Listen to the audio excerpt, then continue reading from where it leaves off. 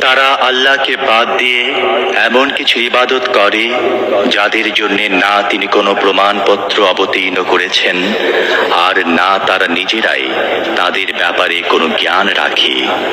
এই জালেমদের জন্য কোনো সাহায্যকারী নেই। আর যখন তাদেরকে আমার পরিষ্কার আয়াত শুনিয়ে দেয়া হয়, তখন তোমরা দেখো সত্য অস্বীকারীদের চেহারা বিকৃত হয়ে যাচ্ছে এবং মনে হতে থাকে এই বুঝি যারা তাদেরকে আমার আয়াত শোনায় তাদের উপর তারা ঝাঁপিয়ে পড়বে। তাদেরকে বলো, আমি কি তোমাদের বলবো এর চেয়ে খারাপ জিনিস কি? আগুন।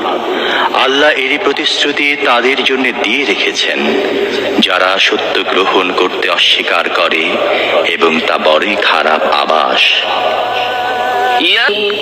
হে লোকেরা, একটি উপমা দেয়া হচ্ছে, মনোযোগ দিয়ে শোনো।